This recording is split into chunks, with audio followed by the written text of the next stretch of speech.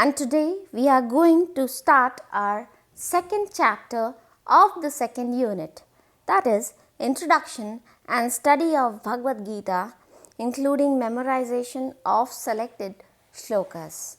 The Bhagavad Gita. The main philosophical essence of the Mahabharata lies in the Bhagavad Gita, or the Song of the Lord. At the juncture when the war of Kurukshetra was about to commence, Arjun, the mighty hero, got entrapped by Maya and withdrew himself from discharging his duty, and declined to kill his own kith and kin, even after having prepared himself diligently to win the war.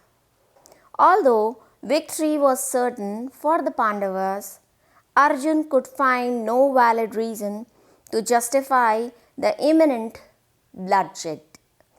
Arjun's predicament raised a universal question: what is man's duty in the world?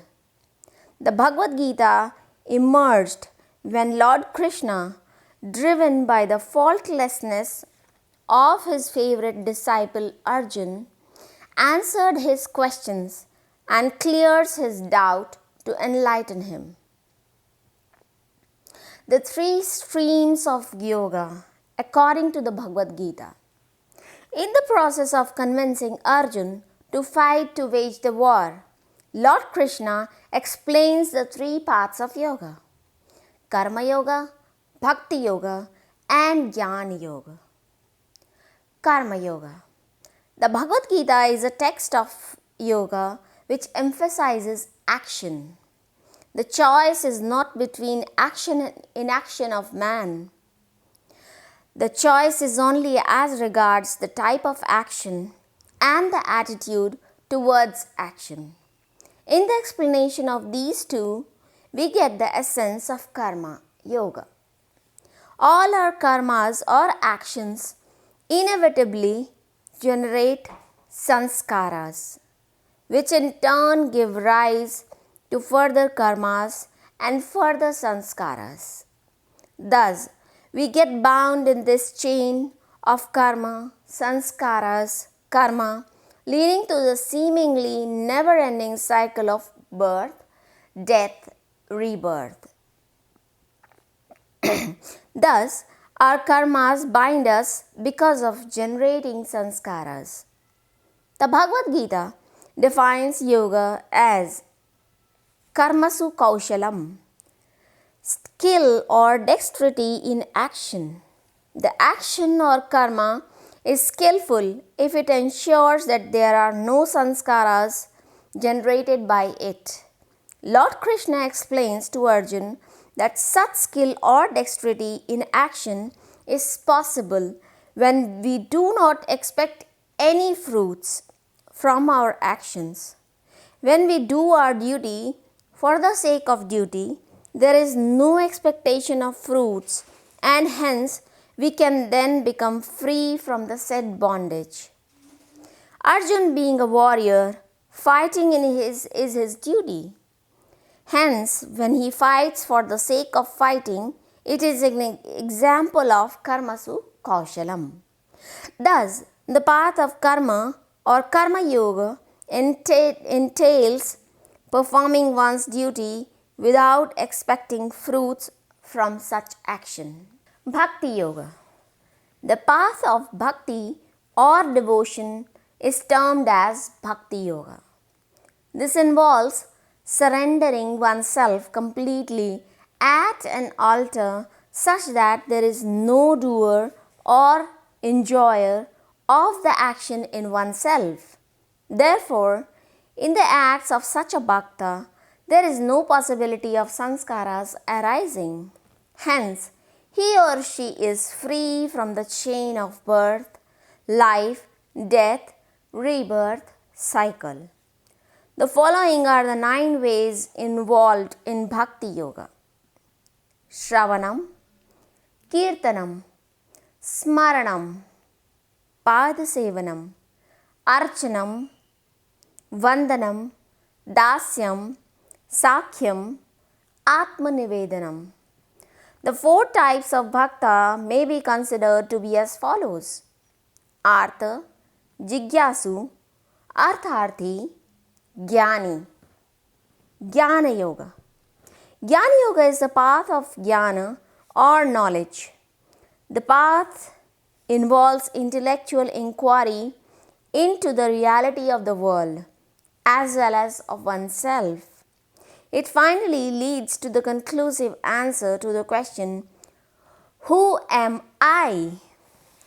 Indian philosophy talks about 3 steps in arriving at the above mentioned conclusion: Shravana, Manana, Nididhyasana. The 3 streams of yoga, as per the Bhagavad Gita, cater to the 3 dimensions of human personality, namely the cognitive aspect, the affective aspect, and the cognitive aspect.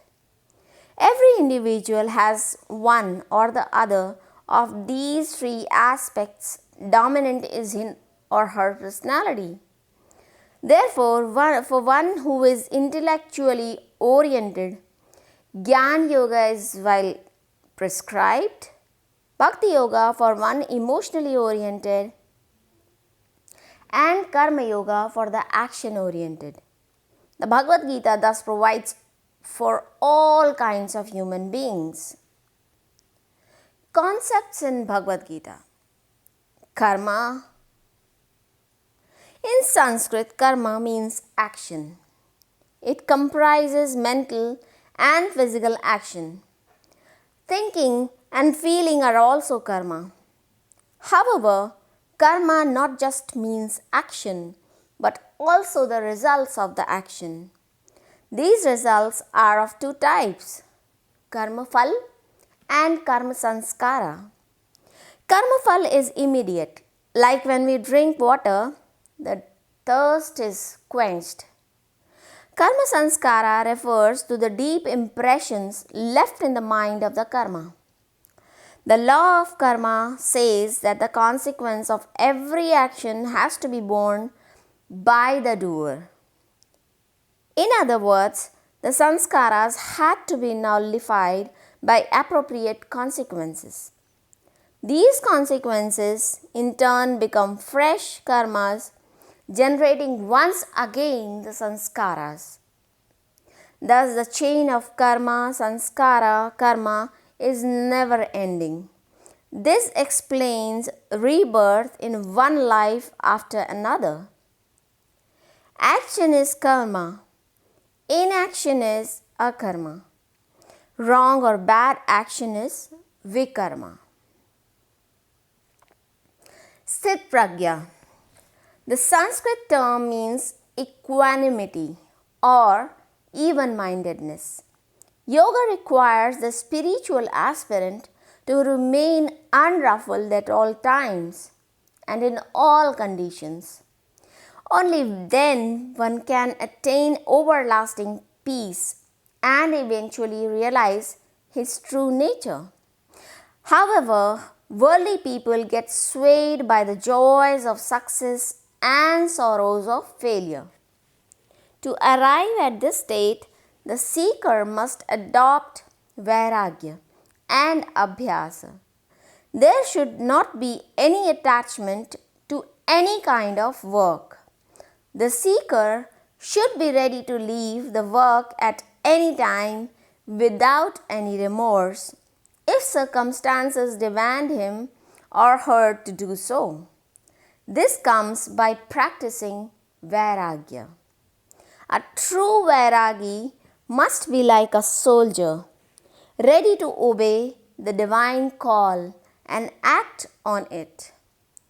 To sum up, the course of equanimity can be understood by the following verse quoted by Lord Krishna in the Bhagavad Gita.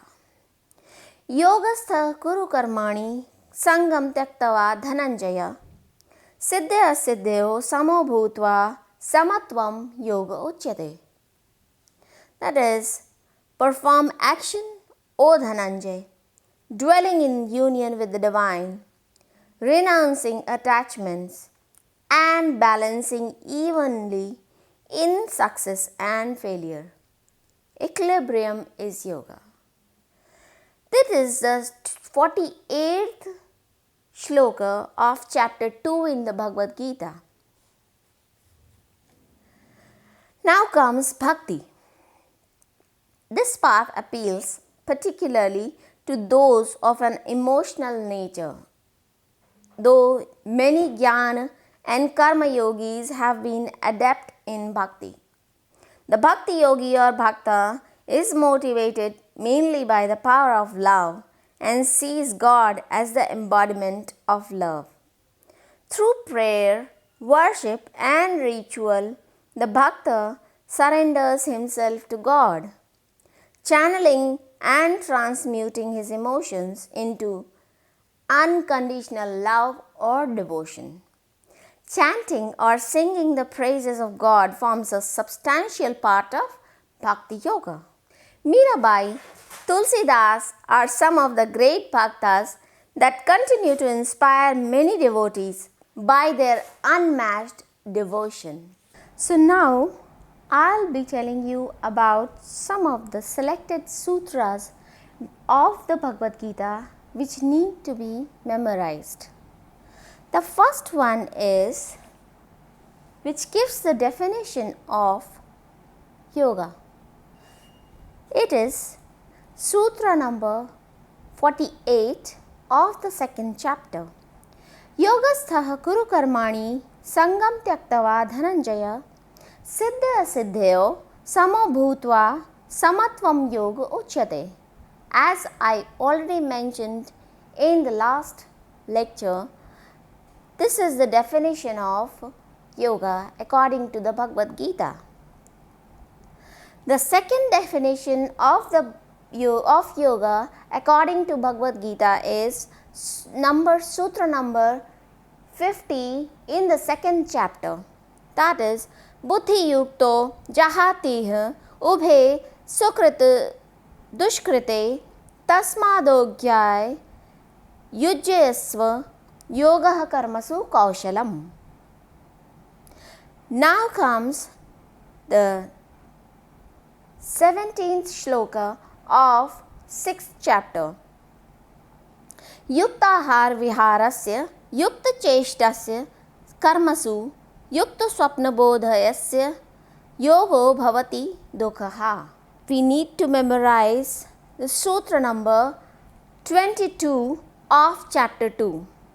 Vasansi jirnani yatha vihai navani grahanani naroparani तथा शरीराणि विहाय जीर्ण निर्णयानि संयति नवानि देहि. Now comes the sutra number 23 of the second chapter, that is Nainam Chindanti Shastrani Nainam Dahati Pavakah Na Chainam Kledayanto Yapo Na Shoshayati Marutah. Now we'll discuss sutra number 58 of the second chapter, which gives us a glimpse of pratyahara. Yada sangharte chayam kurmu anganiv sarvashah indriyani indriyarthe abhyastasya pragya pratishtitah. Now we'll discuss something about the Karma Yoga. Karma Yoga chapter 2 shlok number 47. Karmanyevadhikaraste ma phaleshu kadachana Ma karma fal hetur bhurma te sangotsav karmani. The 6th sutra of the 17th chapter tells us about the qualities of a bhakta. Chaturvidha bhajante mam janah sukritiyo anurjunah arto jigyasu artharthi jnanishcha bharatasabha. Artha means distressed.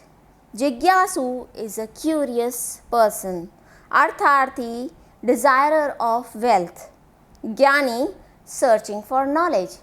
So these are the 4 types of bhakta according to the Bhagavad Gita, which are mentioned in the 6th sutra of the 17th chapter. So what should be the food according to Bhagavad Gita? That means the yogic diet. The 17th chapter, Sutra 8, 9 and 10 describes the three types of food: sattvic, rajasic and tamasic food. Sutra number 8 says, Ayu sattva balarogya sukha priti vivartanah rasya snigdha sthira hridaya aharah sattvic priyah. The 9th sutra says, Katva amla ushna tishna ruksh vidahina ahara rajasheshta dukh shokama prayada. Sutra number 10 says about tamasic bhojan, that is, yata yamam gatarasam poti parushitam chayat uchhishtamapi chamedhyam bhojanam tamas priyam. So these are the three types of food, that is rajasic, tamasic and sattvic food, according to the Bhagavad Gita, chapter number 17, 8th, 9th and 10th sutra. So this was all about the Bhagavad Gita, the introduction of Bhagavad Gita and the slokas, the important slokas which need to be memorized. Thank you.